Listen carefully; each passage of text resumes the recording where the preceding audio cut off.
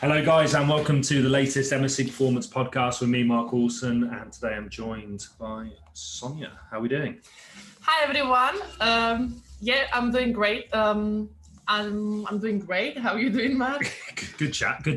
Yeah, very well, thanks. Very well. Another week's been and gone. Gym's buzzing.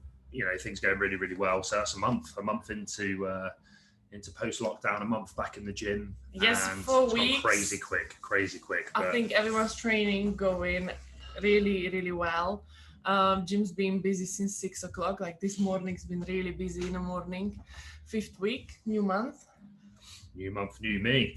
So in regards to today's podcast topic, the title of the podcast is Why Kids Should Get Into Strength and Conditioning.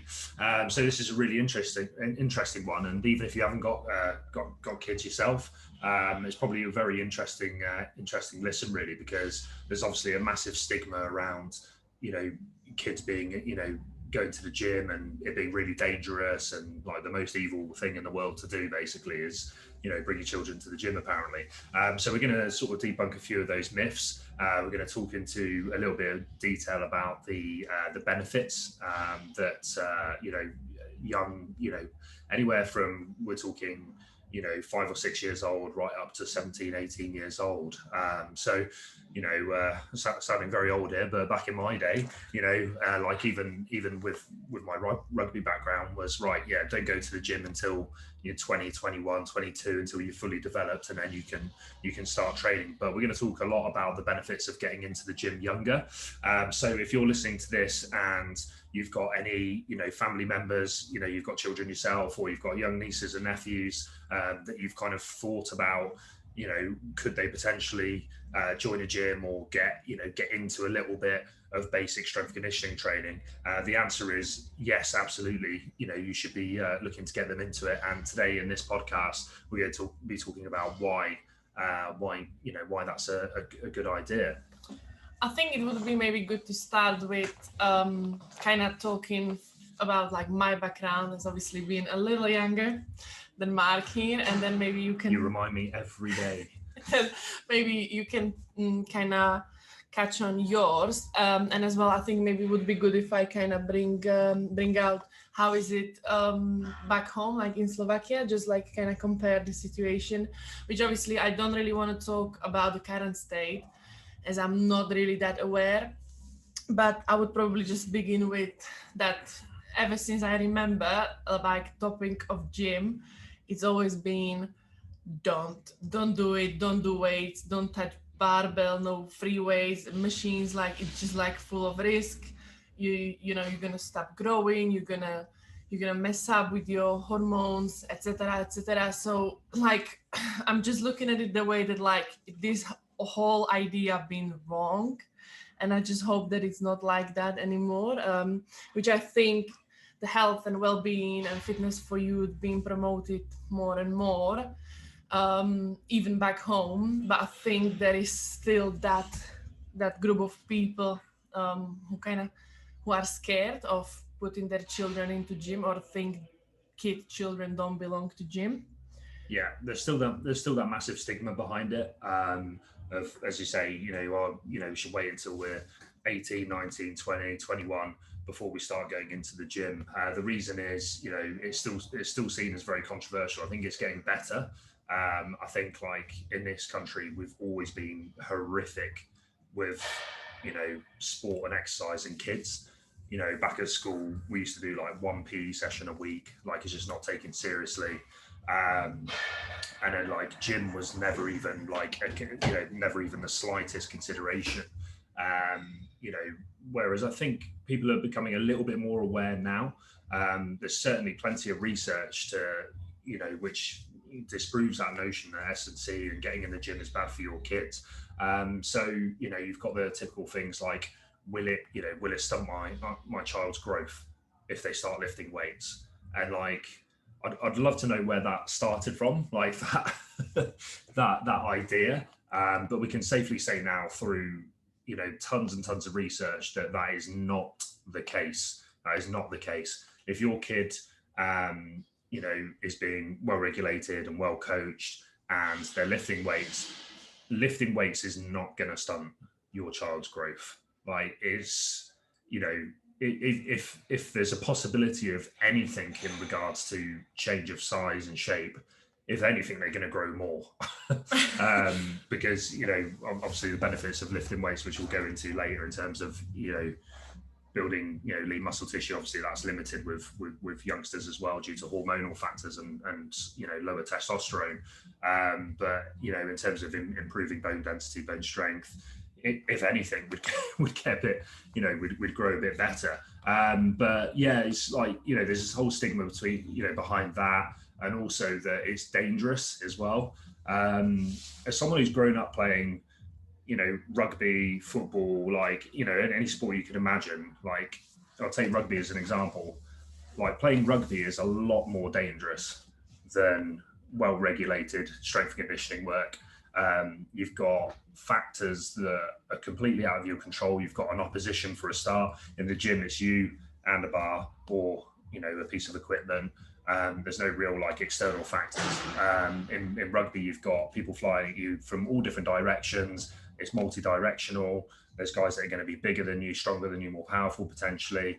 And it's like, it's a sport that, you know, is, you know, as with any kind of combat sport and things like that, it's kind of, you know, it's, there's high risk factors behind those. And yet we don't, rightly so, we don't, you know, discourage children to pursue those sports. Thank goodness, they should be doing those sports. But what we can do is we can do strength and conditioning training alongside it, to help with various factors, which we'll go into shortly. And I think another thing to mention is a lot of people think of the gym and weights as bodybuilding. Like if they're not that well, like train themselves, or, you know, they've not been to a good facility, or they're not too, you know, too educated on the subject of training, you know, they think of, you know, why would I get my kid into lift weights and try and become Arnold Schwarzenegger? Like, it's not, you know, there's more to the gym than bodybuilding. You know, we're not saying to your kid to come in and, you know, do chest and triceps and like become a big bodybuilder. But with a good strength conditioning program, they can learn invaluable skills, both, you know, physically and psychologically as well, to really help them as they're growing up, help them in the sports that they're doing, to help them, even if they're not playing sports, to help them, you know, become stronger, you know, mobile, flexible, and that will carry through into adult life as well. Learning the skills in the gym as early as possible, it gives you a huge head start and advantage. Do you know, as you said, that like you would like to know where this all stigma kind of began. So that made me think, like, I think because gyms like ours, like MSC is, from what like you guys been saying, that it's only developed like in couple of like last couple of years, Yeah. that there weren't gyms like ours, like more like strength and conditioning facility. So I think it wasn't really natural bringing your kid into that bodybuilding type of gym or commercial gym. Whereas like if you think of your, I don't know, 6 or 7 or 8-year-old kid, and you would see the setup of like a pure gym or any other commercial gym, you probably wouldn't really know what to do. Yeah. Whereas like now it's becoming more of a common thing to have gym like ours, whereas you also get the staff, or you can get the coaching on the side, which I think this wasn't there before. I can say 100% there was nothing like this back home. Like you would find a gym with, you know, with the coaches who can actually take you through S&C as it is. So I think that's probably the issue, that it's only becoming popular now, and hopefully that's going to help a lot to the new generation. Yeah. In every field and any kind of sport. Yeah, 100%. I think, yeah, you're right. It just takes time, doesn't it? I think like we'll get there. In this country, I just feel like we're so behind always with, you know, or not so behind, but like certainly behind, you know, some other countries in regards to, you know, athletic performance, you know, both in schools, both in, you know, in gyms, the kind of viewpoint we have on kids. And, you know, we're very scared in this country to you know, to push our kids to be competitive, to try and win. you know, and you know, to stay away, you know, to stay away from things like this, and think like not even consider it for most people. But yeah, I think like, yeah, with the emergence, we've been open since 2015, so the emergence of these, you know, more independent strength conditioning performance-based gyms will certainly help with that. You know, I think like, yeah, before, if you're a parent and you've got a kid and it's like, right, do I get them to join my, you know, my health club membership, my Valentine's membership, for example? That's a really difficult thing to do. What is that kid going to do in the gym? Yeah. No supervision, no coaching, you know, and that's a real difficult kind of process to start. So basically this brings the risks of it, that like if you would just put your kid into the environment with zero guidance or structure, that's probably where comes the fact of like the injuries and why is it dangerous, and probably it maybe hurt someone and then a couple of more people, and then you just become like paranoid about it. That like, okay, gym is not for kids.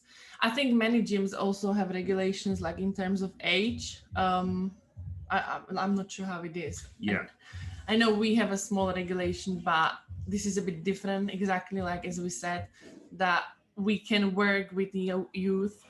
We used to have, and we're gonna probably have in future, like kids on site doing S&C. So I think it should just become more like a topic which we're not worried to talk about, or like parents shouldn't be worried about this. But I think if your kid is doing a sport, what I've noticed like lately is that parents are actually keen, and they search and they're looking for the right help they can get, because they see the difference and probably they're starting to understand.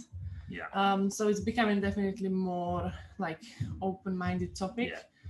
It takes time. I think like the research has been clear about like the growth stunting and things like that. It's been clear for 20 years. I think the issue is that the research is not available for everyone, but people don't access it. Yeah, sure. And obviously if they're just reading like, you know, BBC News, etc., it's not always the right information, often misleading. Yeah. So obviously if you search for the right help, for the right coaching, or people who are from the field, these people should know what the research is. And yeah, I think before we just go into the benefits of doing strength conditioning and kids doing S&C, you know, just to kind of round this a little bit off, I think it's important to remember, if you listen to this and you're a parent, you're considering getting your kid into S&C, is like, you know, again, just to recap the danger aspect.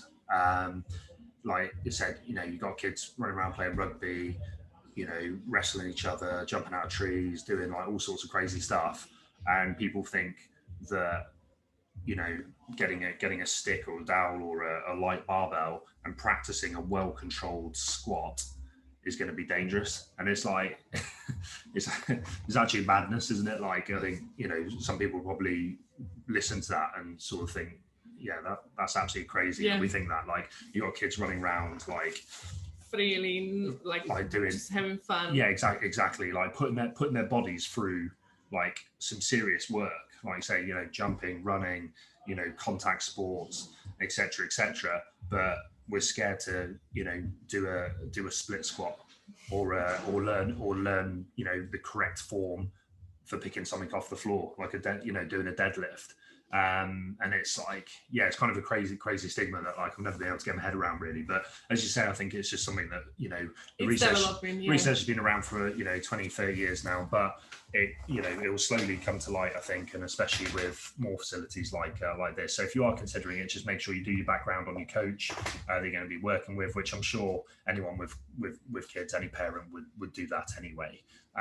Do, you know, good amount of research facility and the coach before you get started. And under a good coach, then the athlete, you know, they should be looking at a long-term athletic development program. So we're not talking about coming in and bodybuilding and smashing the muscles up. We're not talking about, you know, deadlifting 100 kilos within your first week or two. It's learning the basics, learning the disciplines, learning how to move correctly, learning how to brace, how to hinge, how to squat, how to carry, how to push, how to pull, all those kind of skills so that we can develop slowly. There's plenty of time to add, you know, weight to a bar, but the key is to get those fundamental movement patterns nailed early on. Okay. And imagine, for those who are listening who, are a little bit older perhaps, or, adults who got into training and good training and strength conditioning a little bit later in life, imagine now that you'd learned some of those basic skills. So any of our barbell club guys listening, like who have learned the squat, the hip hinge, push pull carry, since they've been with us, imagine going back in time now to like when you were 13, 14, 15 and learning those fundamental movement patterns, how much benefit that would be for you as a kid, but also as you transition into adult life, how much easier your life would be if you can squat properly, if you can hip hinge. Imagine the progress you'd make in the gym if you learn those movements nice and early, really. So I think that can lead us on to going into a little bit more depth about the benefits. So you might be listening to this thinking, right, okay, well, all right, I know now that it's not going to stunt my child's growth. I know it's going to be safe. When I factor in everything else that the kids doing and all the sports they're doing, it's safe. Okay, so we've nailed that topic, that it's safe to do and it's okay to do. Do you want to start talking about a little bit of the benefits? Yeah, that's the why. I think I would start with kind of talking about like the very early stage of every single child. So like obviously, like we are kind of like programmed to do things naturally. Like there's a process of like, there is a sequence of processes we go through since being a child. So, you're born, then you start like roll, etc., chin up, and obviously you start and learn how to walk on your own, etc., etc. So obviously these are all like natural things, and each of us does them. But then if you want to talk about like how you can get, let's say, your children in early stages having a coach, a strength training, so these motor skills can be developed way better. So I spoke to Mark about it earlier, saying about locomotion and how people walk, because you as a coach can assess a lot from just looking at someone walking. And believe it or not, like people don't always walk the right way. Some people don't know in their 30s how to squat properly, which is a common thing, but this is because of the lack of the strength training, actually, because you didn't have the guidance of someone teaching you actually how to do these things right. And this comes down to like strategies you use in the gym, or like in the normal movements, which should be something natural to you. But obviously, you see people squatting differently, hinging differently. Like everyone has this different strategy. And then when it comes to kids or someone new in the gym, you're trying to search or teach them the most efficient strategy for them.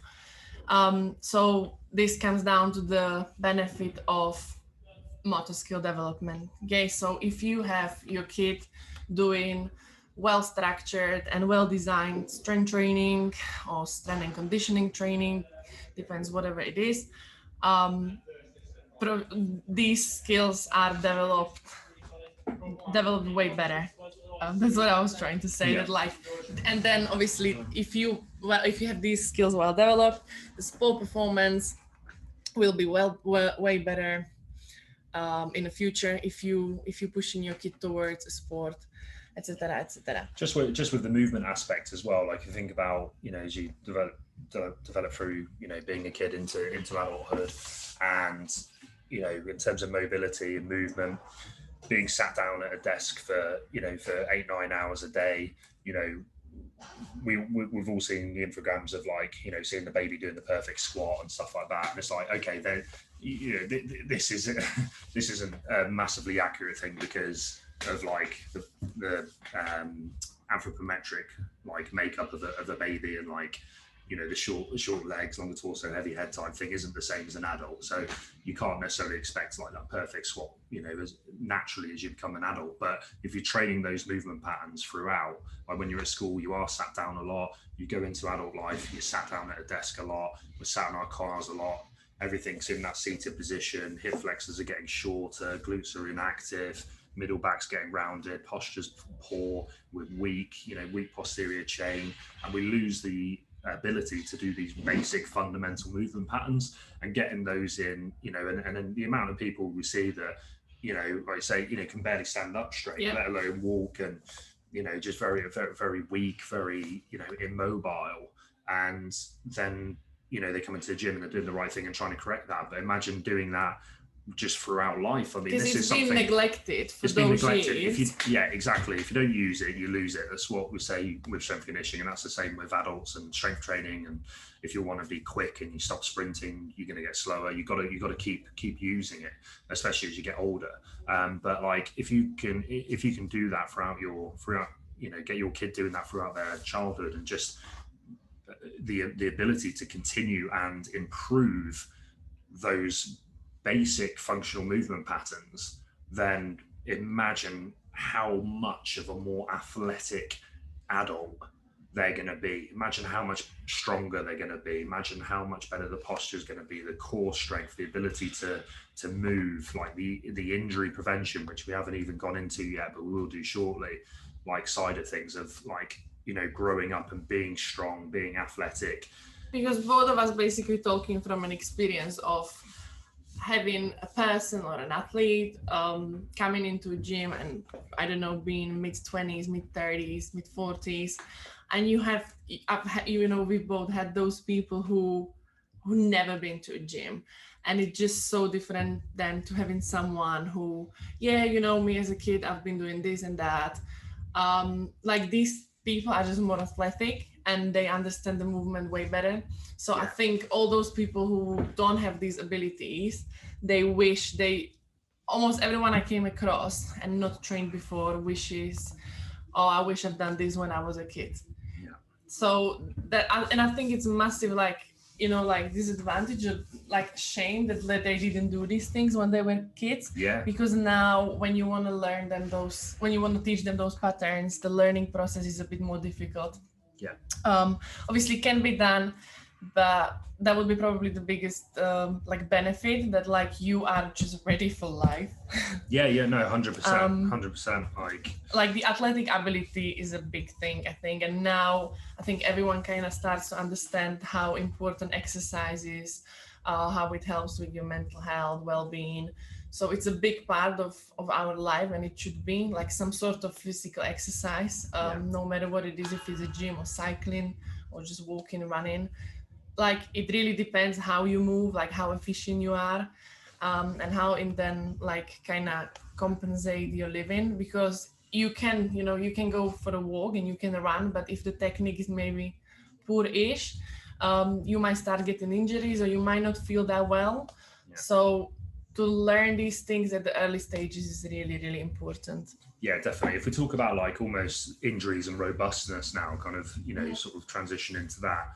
And like, you're absolutely right. I think like if we're talking about like the biggest benefit of strength training, it's arguably, to build enough strength for the muscles and joints to be able to absorb the forces and stresses that we undertake in daily life. Now, that could be an elite rugby player, right, where we've got to be really, really strong, because the forces that the body undertakes in those games are extremely high forces. So we need to be really robust and strong to be able to absorb those forces, whether that's sprinting, which produces unbelievably high force, whether that's contact in a tackle.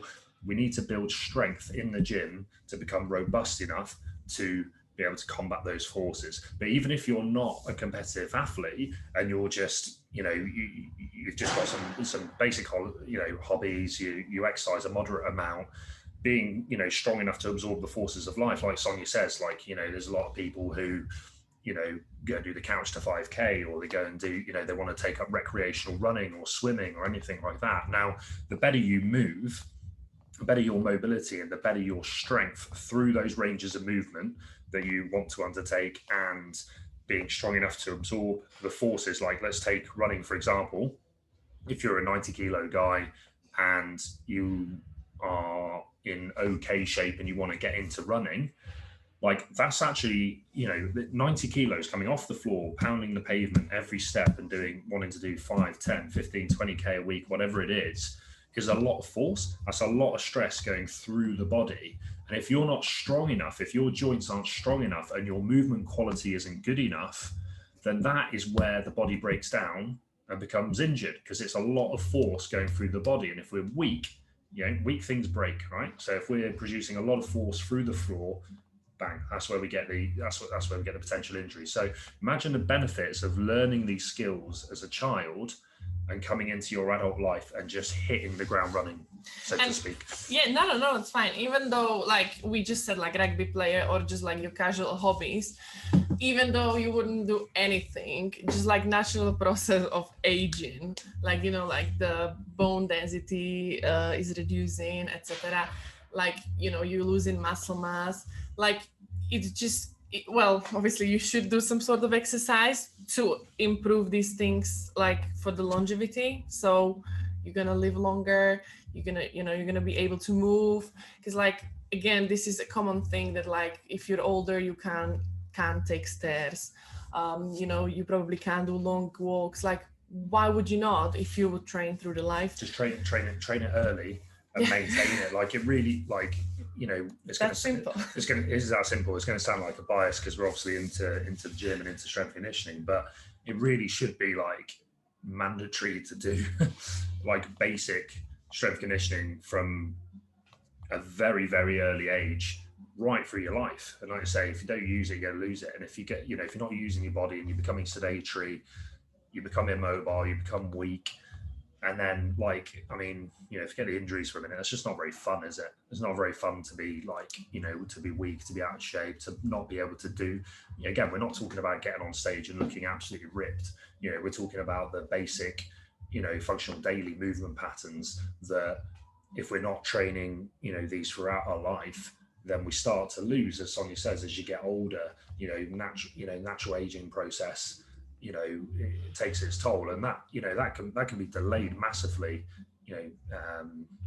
especially if physiologically wise, that can be delayed massively with good strength conditioning training. So just get your kids in early, learning those good habits about the gym, so that when they get into the late teens, when they get into the 20s, when they get into their 30s, they've got a huge amount of experience of how to look after their health and well-being, and ultimately, like, what's more important than basically how to cope with the stress from life, just like work and everything. And this kind of relates to the well-being or like psychological side of exercise, the benefit. So obviously they are very closely related, like exercise and stress.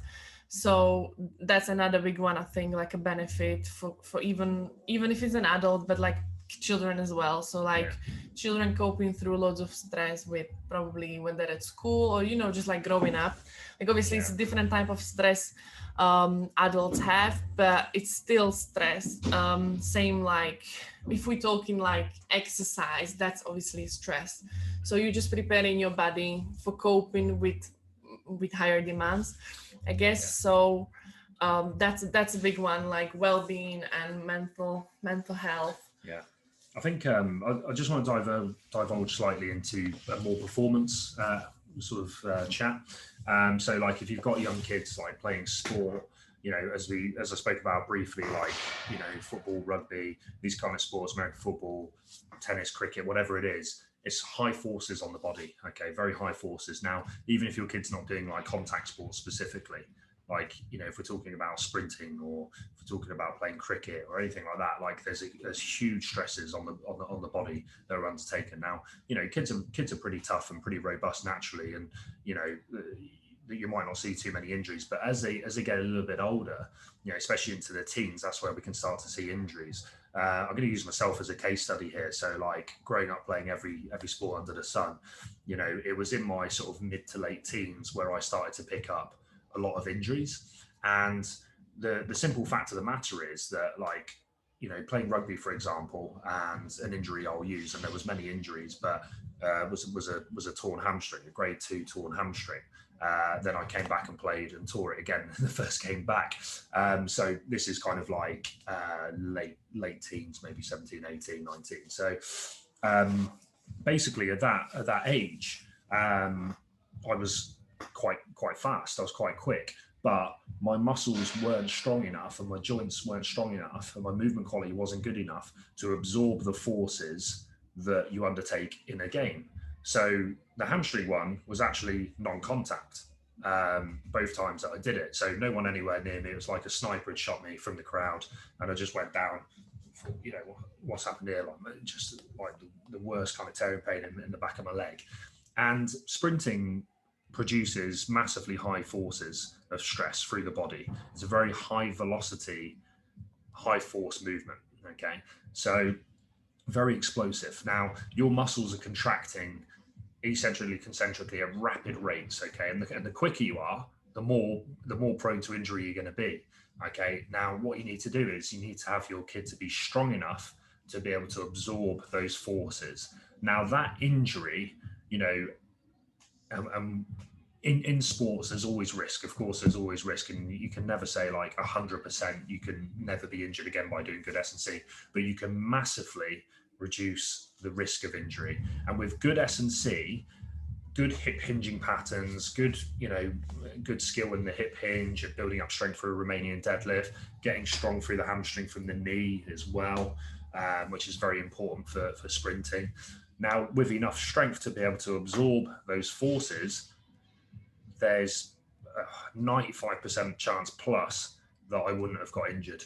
And you won't get those kind of soft tissue injuries, non-contact soft tissue injuries, if you are strong enough to absorb those forces. Okay, so the idea was, so what happened was I'm sprinting, at a good pace, but the muscle is contracting at a fast rate, but it's not strong enough to absorb those forces, eccentric, concentric, bang, bang, bang, that stretch shortening cycle, not strong enough to absorb that. And therefore the muscle tissue breaks down and you become injured.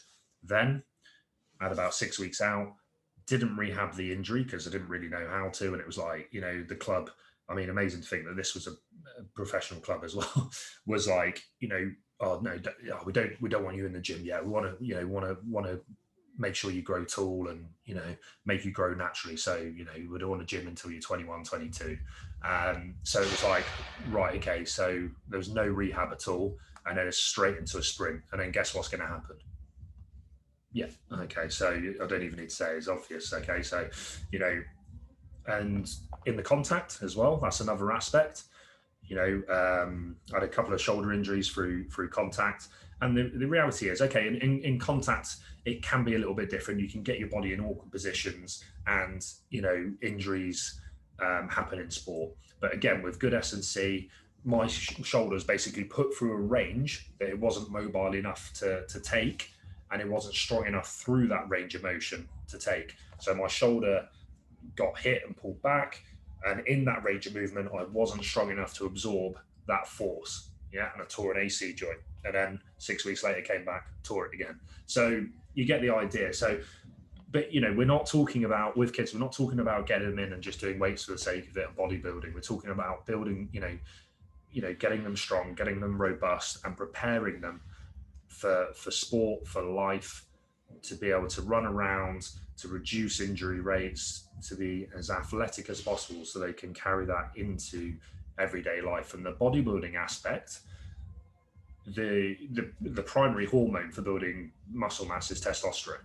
Now, in kids, especially pre-adolescent kids, they haven't got the testosterone levels to build large amounts of muscle mass. So if you're worried about like your 7 to 12-year-old coming in the gym and getting massive, it isn't gonna happen. You speak to Max Hartman, he's been trying to get massive for 10 years and he's 38. He's still a growing lad.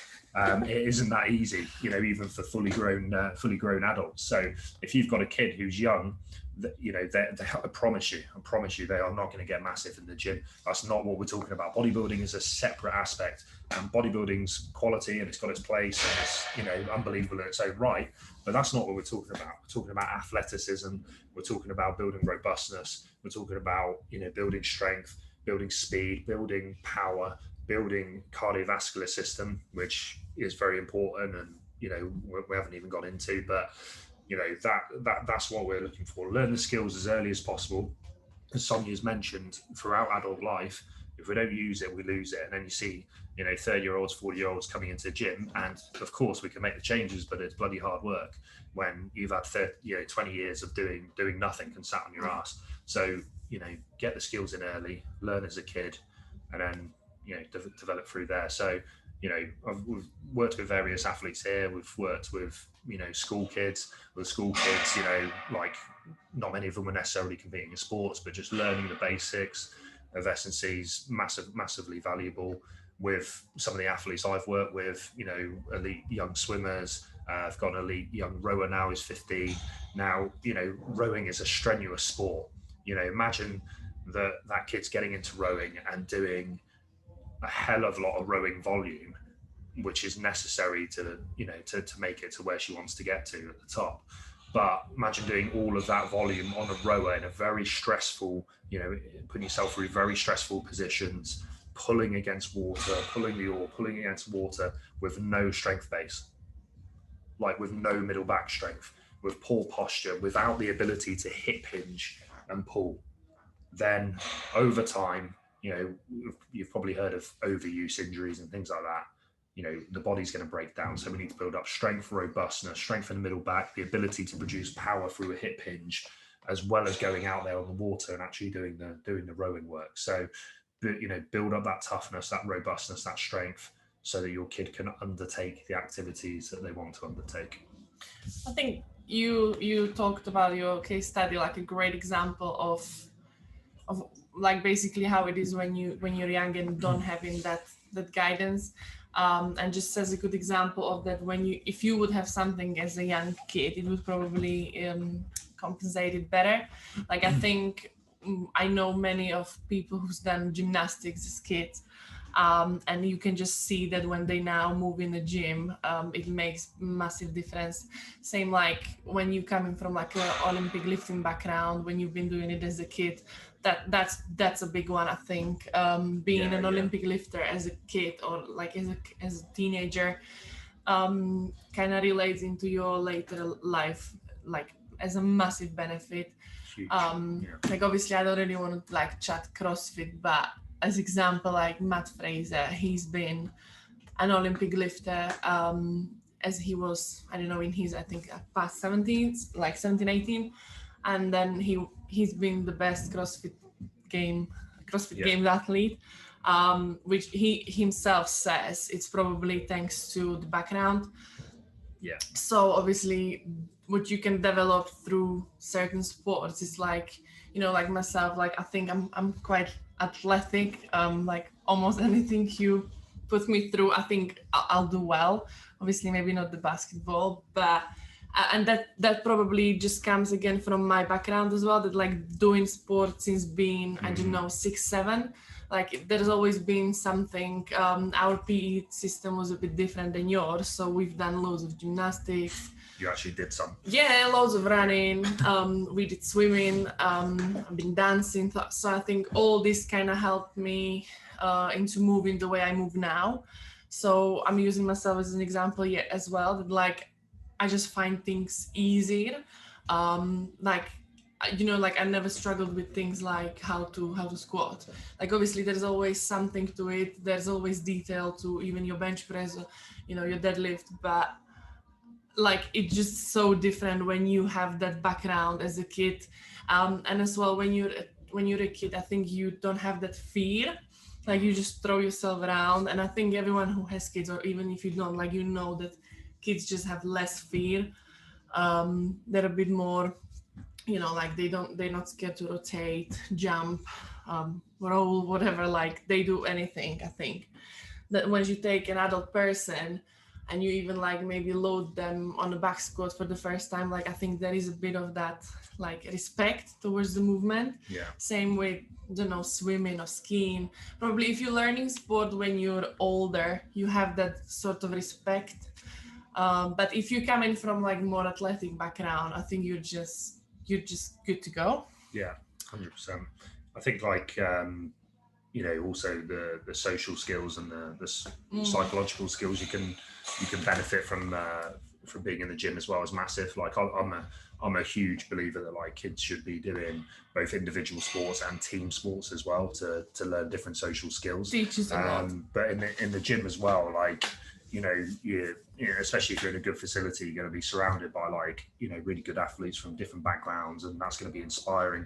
But also like just the discipline you can learn, the integrity, the humility, all of these things of like good life, psychological skills you can be learned through the gym. The thing is, like the barbell's never gonna lie to you. You're either strong enough and good enough to lift it, or you're not, and it can be quite humbling. But like just in team sports, I think like if you're in team, like you have your role and you have your responsibility. So like you're responsible for the role, so it teaches you how to kind of be accountable to the team, and I think relates then later in life in just the best possible way. I think the thing with gym work as well is like we spoke about possibly last week, where we're talking about longevity.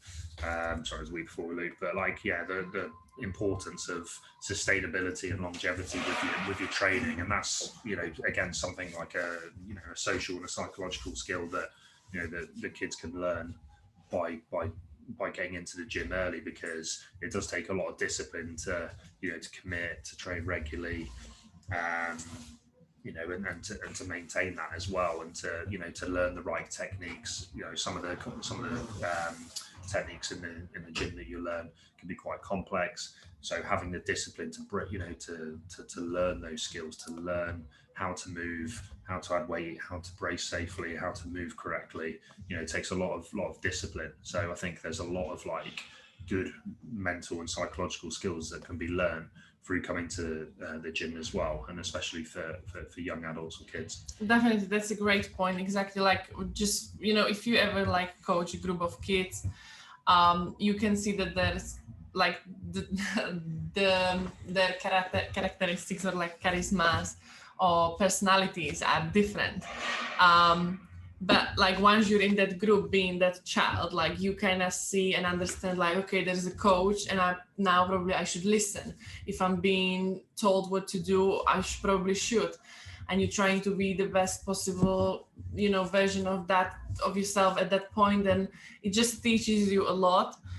So this has been a great point about the discipline, and this is probably, if you or your kid lacking discipline, that's maybe where it comes from. 100%. Because sports can teach you a lot, not even just being in, you don't have to play rugby, you don't have to do, I don't know, anything else, but just the environment of the gym, and maybe having a coach and respect towards someone, being more knowledgeable, and someone's teaching you a squat, and I don't know, you've been coming to the gym for 3 weeks and you see how you just like moving better and better. So you kind of building that respect, and you understand that that person actually teaches you well and you're feeling good for it. So it's physical education, isn't it? And it's learning. So it's like, at school you've got all your various subjects, and you're learning, there's the mental side behind learning. You're sitting and you're learning to improve brain power and learn about all these different subjects. And what we're talking about here is like there's the brain aspect, but there's the physical education side of things, and learning how to be physically better, and again, like when we're talking about health and well-being, yes, by all means, go and try and get we'd want kids to go and get the best job in the world, be as educated as they possibly can. But like, let's teach them to move and be healthy and be strong and athletic as well.